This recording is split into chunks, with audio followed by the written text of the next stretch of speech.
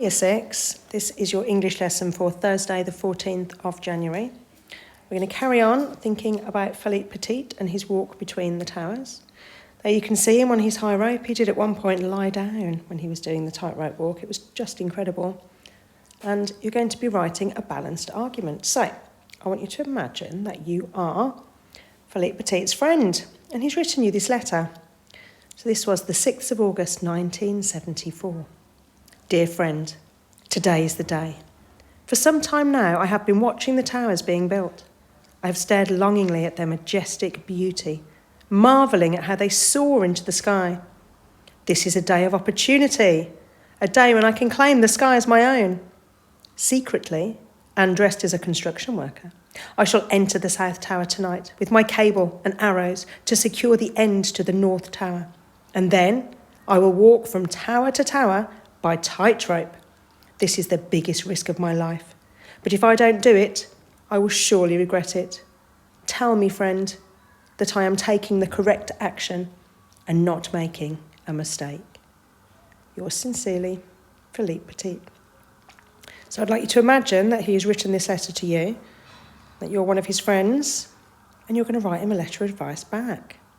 Now, these are the things I'd like you to include in your writing if you can. Adverbs to show strength of feeling, because obviously this is a very emotional thing that he's considering. If you were his friend, you would have very high emotions about him completing this feat. Modal verbs and adverbs for possibility.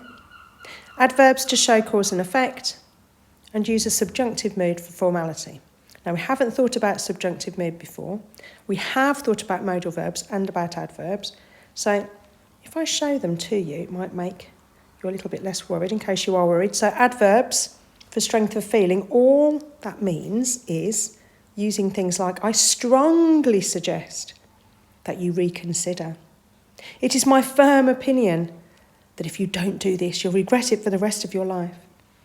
So you've got other ones here you could use: completely, incredibly, exceptionally, absolutely. I absolutely know in my heart of hearts if you need to do this, then you must do it. Here are some modal verbs: shall, must, could, might, will. You might lose your footing. You might lose your nerve when you're at the top. Also adverbs for possibility. So possibly, definitely, certainly. I would certainly help you, dear friend. I will help you to complete this, your dream of dreams. You've also got adverbs to show cause and effect. So as a result of this being your dream, I know you will never rest until you have completed this incredible feat. And then you've got different ways of starting sentences with furthermore, moreover, in addition. Now, subjunctive mood is definitely a bit of a challenge for those of you that are feeling confident, but this is using a very formal tone with him, okay? If you were to, if I were to, I recommend that, I request that you, I strongly urge. So you need to use quite a formal tone in your letter as well, Year 6.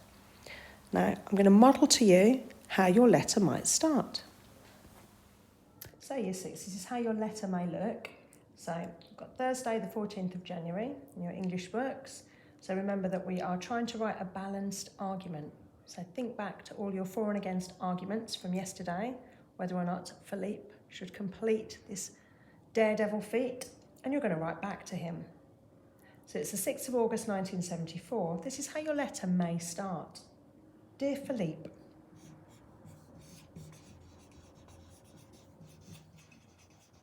I found your letter.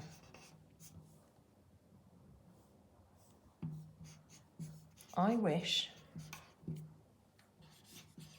you endless luck.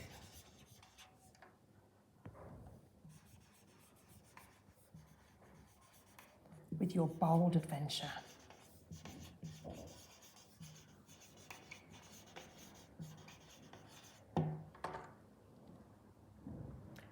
However,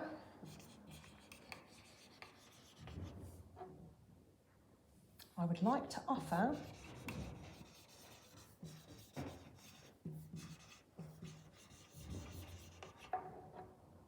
some words of advice for you.